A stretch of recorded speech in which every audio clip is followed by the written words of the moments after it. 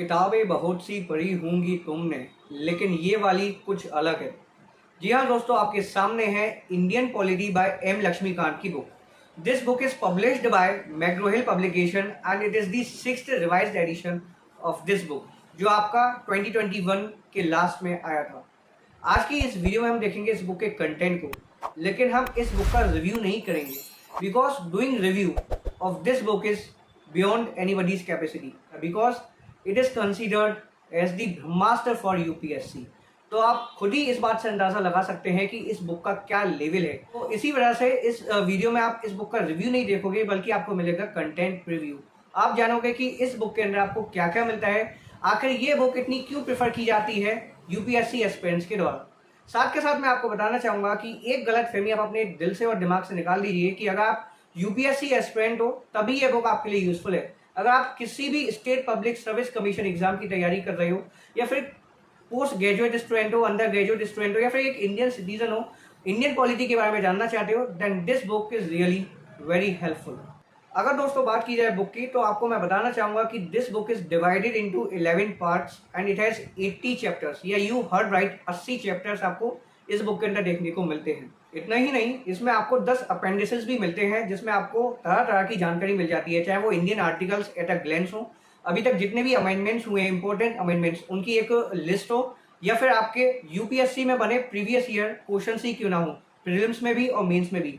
साथ के साथ आपको कुछ प्रैक्टिस क्वेश्चंस भी मिल जाते हैं, प्रीलिम्स के लिए भी और मेंस के लिए भी। और अगर आप बाय करना चाहिए वीडियो देखने के बाद, तो आप इसे बाय कर सकते हैं। 995 इस बुक की एमआरपी है, लेकिन डिस्काउंटेड रेट्स पे आपको मिल जाएगी। नीचे डिस्क्रिप्शन में बाय लिंक मौजूद है। अराउंड 824 पेजेस में इस बुक को प्रिपेयर किया गया है। तो दोस्तों चलते हैं इस मास्टरपीस की ओर, खुद से देखते हैं इस बुक के कंटेंट को, कंटेंट की प्रेजेंटेशन को। दोस्तों फाइनली ये जानते हैं कि आखिर ये बुक इतनी प्रेफर क्यों की जाती है by UPSC aspirants. So let's get started without any further delay.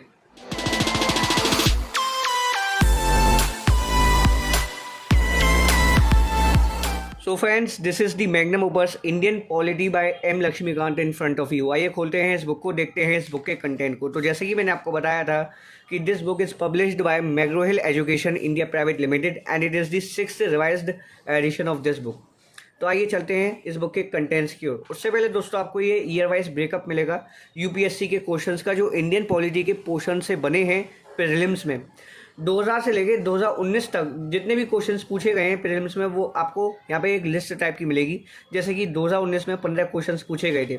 उसी तरह से मेन एग्जामिनेशन में जितने भी मार्क्स के क्वेश्चंस बने हैं इंडियन पॉलिटी के पोर्शन से, वो आपको यहाँ पे बताए जाएंगे। जैसे कि 2019 में 125 मार्क्स के क्वेश्चंस पूछे गए थे इंडियन पॉलिटी के पोर्शन से। यूजुअली मेन एग्जामिनेशन का जो जनरल स्टडीज पेपर 2 होता है, वहाँ पे इंडियन पॉलिटी और गवर्नेंस का पोर्शन कवर किया जाता है। फिर आपका ये यूपीएससी का सिलेबस है, आपको बताया जाएगा कि प्रीलिम्स का क्या सिलेबस है इंडियन पॉलिटी का। फिर आपको ये पेपर 3 यानी कि जो जनरल स्टडीज़ पेपर 2 होता है, उसका सिलेबस देखने को मिलेगा। फिर आपका ये कंटेंट्स है। पार्ट 1 रहता है इसमें कॉन्स्टिट्यूशनल फ्रेमवर्क, जिसमें सबसे पहला चैप्टर आपको मिलेगा हिस्टोरिकल बैकग्राउंड। दूसरा चैप्टर है making of the constitution. Third है salient features of the constitution. Fourth है preamble of the constitution. Total 11 chapters आपको पहले पार्ट में मिलते हैं। फिर आपका ये दूसरा पार्ट है जो कि आपका सिस्टम ऑफ गवर्नमेंट, जिसमें आपको parliamentary system, federal system, central state relations, inter state relation जैसे चैप्टर्स मिलेंगे।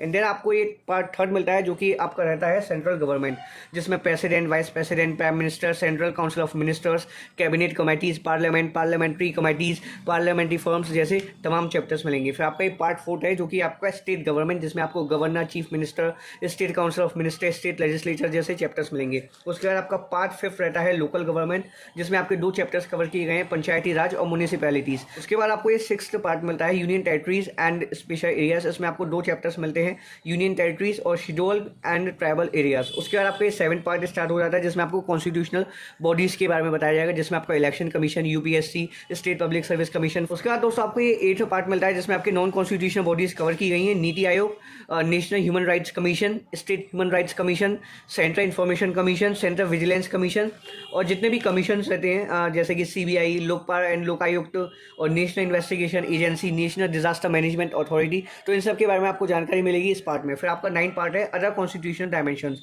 जिसमें आपकी cooperative society, official language, public services, rights and liabilities of the government, special provisions relating to certain classes. ये आपका 10th part है। यानी कि second last part, जो कि आपका पॉलिटिकल डायनेमिक्स। इसमें आपको पॉलिटिकल पार्टीज़ के बारे में बताया जाएगा, रीजनल पार्टीज़ का क्या रोल होता है, इलेक्शंस कैसे कंडक्ट कराए जाते हैं, इलेक्शन के जितने भी लॉज हैं, कैसे free and fair elections conduct होते हैं हमारे देश में, वो सब आपको बताया जाएगा। फिर आपको आखिरी पार्ट मिलता है इसमें वर्किंग ऑफ द कॉन्स्टिट्यूशन, जिसमें आपको 80 और आखिरी चैप्टर मिलेगा इस बुक का, national commission to review the working of the constitution. उसके बाद आपको 10 अपेंडिसेस मिलते हैं।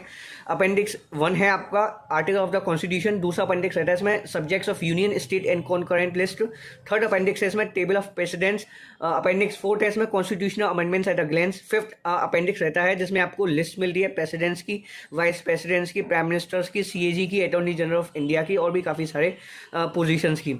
सिक्स अपेंडिक्स आपको मिलेगा chairperson of the national commission, seventh है इसमें UPSC questions on Indian polity, जो 2010 से 2019 तक के बीच में बने हैं आपके प्रीलिम्स में। फिर आपका 8 अपेंडिक्स रहता है जिसमें आपको प्रैक्टिस क्वेश्चंस मिलेंगे फॉर प्रीलिम्स। 9th अपेंडिक्स रहता है UPSC questions on Indian polity, जो आपके मेन एग्जामिनेशन में बने हैं 2010 से 2019 के बीच में मेन एग्जामिनेशन में। फिर आपका 10वां और आखिरी अपेंडिक्स है इस बुक का practice questions on Indian polity general studies means.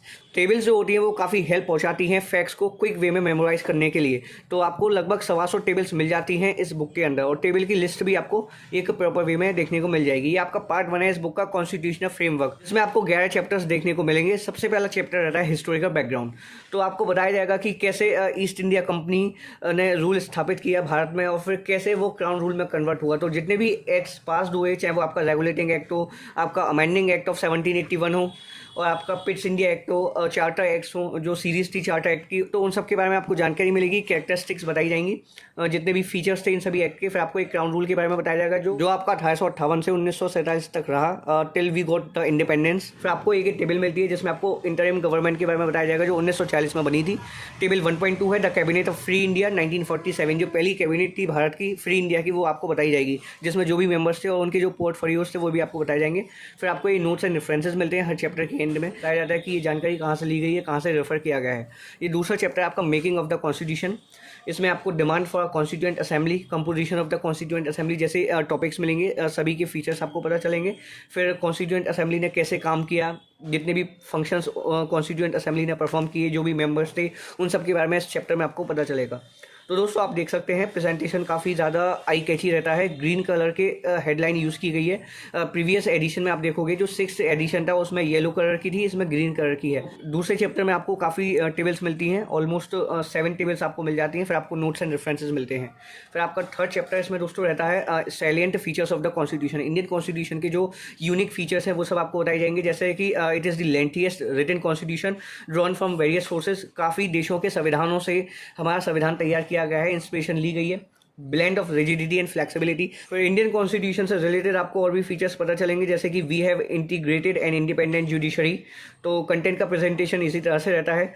एक पेज पे आपको 2 पार्ट में इंफॉर्मेशन कवर की मिलती है, जैसे कि आप देख सकते हैं टैक्स को स्प्लिट किया गया है, और ऑर्गेनाइजेशन तो कुछ कहने की ज़रूरत ही नहीं है, ऑर्गेनाइजेशन काफ़ी शानदार रहता है इस बुक का, मतलब चैप्टर्स को इस तरह से ऑर्गेनाइज किया गया है जो आपके यूपीएससी के सिलेबस के रेलिवेंट है। तो इस बुक को आप प्रीलिम्स के लिए और मेन एग्जामिनेशन के लिए पढ़ सकते हैं, स्पेशली जीएस पेपर 2। ये आपका 4th चैप्टर रहता है प्रीएम्बल ऑफ द कॉन्स्टिट्यूशन, जो हमारा प्रीएम्बल है जिसको आइडेंटिटी कार्ड कहा जाता है या फिर प्रीफेस भी कहा जाता है कॉन्स्टिट्यूशन का, उसके बारे में आपको जानकारी मिलेगी। जो 42nd अमेंडमेंट हुआ था 1976 में, जिसमें सोशलिस्ट, सेकुलर और इंटीग्रिटी 3 वर्ड्स ऐड किए गए थे, वो भी आपको इस चैप्टर में पता चलेगा। तो प्रीएम्बल काफ़ी इंपॉर्टेंट पार्ट है कॉन्स्टिट्यूशन का, वो यहाँ पे आपको पता चलेगा। फिर आपको यूनियन एंड इट्स टेरिटरी के बारे में बताया जाएगा। तो इसी तरह से कंटेंट की प्रेजेंटेशन रहने वाली है। कंटेंट का ऑर्गेनाइजेशन जो है वो यूपीएससी के सिलेबस के रेलिवेंट है, जैसे कि मैंने आपको बताया, और बीच बीच में जो आपको टेबल्स मिलती हैं वो आपको काफ़ी हेल्प करेंगी। अगर आप इन टेबल्स के फैक्ट्स को मेमोराइज करोगे, ग्रेस्प करोगे, तो डेफिनेटली आपको काफ़ी जानकारी हासिल होगी। तो फिर आपका ये 13 चैप्टर रहता है फेडरल सिस्टम, ये 14 चैप्टर मिलेगा सेंट्रल स्टेट रिलेशंस। अब मैं आपको थोड़ा आगे लेकर चलता हूँ, क्योंकि हर एक चैप्टर को दिखा पाना तो पॉसिबल नहीं है मेरे लिए, लेकिन हाँ दोस्तों ये बात तो ज़रूर है कि हर एक चैप्टर इस बुक का इंपॉर्टेंट है। कोई भी ऐसा चैप्टर नहीं है जिसको आप स्किप कर सकते हो जो यूपीएससी के सिलेबस के रेलिवेंट ना हो। ये आपका 44th चैप्टर है स्टेट पब्लिक सर्विस कमीशन। फिर आपका ये 46th चैप्टर रहता है goods and services tax council, GST council के बारे में आपको कंप्लीट इन्फॉर्मेशन मिल जाएगी। ये 47 चैप्टर है नेशनल कमीशन फॉर एससीज। उसी तरह से आपको नेशनल कमीशन फॉर एसटीज के बारे में बताया जाएगा, ये आपका 49 चैप्टर है। नेशनल कमीशन फॉर बीसीसी यानी कि बैकवर्ड क्लासेस। एंड देन दोस्तों उसके बाद आपको ये 51st चैप्टर मिलता है, controller and auditor general of India CAG। 75th और काफ़ी इंपॉर्टेंट चैप्टर है कोलिशन गवर्नमेंट। तो कोलिशन गवर्नमेंट के बारे में बताया जाएगा, यानी जो गठबंधन बनते हैं दो पॉलिटिकल पार्टीज के बीच में for making the government in the state और एट द सेंटर, वो सब आपको बताया जाएगा। ये 76 चैप्टर है आपका एंटीडिफिकेशन लॉ। आपका 80th और फाइनल चैप्टर रहता है national commission to review the working of the constitution.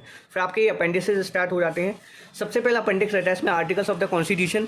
जितने भी आर्टिकल्स हैं इंडियन कॉन्स्टिट्यूशन में एट प्रेजेंट वो सब आपको यहाँ पे कवर किए मिलेंगे, फ्रॉम आर्टिकल 1 टू आर्टिकल 395। उसके बाद दोस्तों आपको जो सेकंड अपेंडिक्स मिलेगा वो भी मैं आपको दिखा देता हूँ। सेकंड अपेंडिक्स रहता है आपका subjects of union, state and concurrent list. तो यूनियन लिस्ट में जितने भी मैटर्स प्लेस किए गए हैं उन सब के बारे में आपको ये इन्फॉर्मेशन मिल जाएगी। स्टेट लिस्ट में जो भी मैटर रहते हैं उन सब की आपको लिस्ट मिलेगी, और फिर कॉन्करेंट लिस्ट यानी कि जो सेंटर और स्टेट दोनों मिलकर देखते हैं उन सब के बारे में भी आपको यहाँ पे इन्फॉर्मेशन मिल जाएगी। आपका थर्ड अपेंडिक्स रहता है टेबल ऑफ प्रेसिडेंट्स। ये दोस्तों आपका फिफ्थ अपेंडिक्स रहता है प्रेसिडेंट्स, वाइस प्रेसिडेंट्स और प्राइम मिनिस्टर्स। इसमें आपको सभी की एक लिस्ट मिलेगी, जो भी स्पीकर रह चुके हैं लोकसभा के, जो भी चेयरमैन रह चुके हैं यूपीएससी के अब तक, वो सब आपको यहाँ पे मिलेंगे। आपका अपेंडिक्स 6 है chairperson of the national commission. आपका अपेंडिक्स 7 है UPSC questions on Indian polity, जो भी क्वेश्चंस बने हैं 2010 से 2019 के बीच में प्रेजेंट्स हैं वो सब आपको यहाँ पे कवर किए मिलेंगे। तो दोस्तों एक चीज़ आपने गौर करी होगी कि इस बुक का जो कंटेंट है वो आपका 2019 तक का ही है। आप ये ना सोचें कि इसमें आपको 2020 और 2021 में जो भी पॉलिटिकल डेवलपमेंट्स हुए हैं उनके बारे में जानकारी मिलेगी। बेशक ये 2021 के लास्ट में आया है या फिर लास्ट क्वार्टर में आया है, लेकिन इसका जो कंटेंट है वो इसके जो इसका प्रीवियस एडिशन था उसी पर बेस्ड है, जो कि मैं आपको दिखा देता हूँ। ये 6th एडिशन। तो अगर आपके पास ये बुक है तो आप ये बुक लेने की गलती ना करें। अगर आपके पास ये बुक नहीं है तभी आप इस बुक को लें। अगर आप 6th एडिशन को परचेस कर चुके हैं, आप इससे पढ़ाई कर रहे हैं, then of course there is no need to purchase this, क्योंकि इसकी प्राइस भी ज़्यादा है और एज सच कुछ इसमें बदलाव नहीं आया। केवल थीम चेंज कर दिया गया है, जो थीम कलर है येलो से ग्रीन कर दिया गया है, और पेजेस क्वालिटी सेम है और कंटेंट भी सेम है। इवन क्वेश्चंस भी आपको 2019 तक के मिल रहे हैं, कंटेंट भी 2019 तक का मिल रहा है। तो बेमतलब में एक ही टॉपिक की एक ही जैसी दो बुक क्यों लें। तो आप ये ना सोचें कि नया एडिशन आया है इसमें कुछ ना कुछ अपडेट्स आई होंगी, ऐसा नहीं है। ये बिल्कुल इस पर ही बेस्ड है, ये वाला जो एडिशन है वो इस पर ही बेस्ड है। अगर ये बुक आपके पास है तो आप इस बुक को ना लें।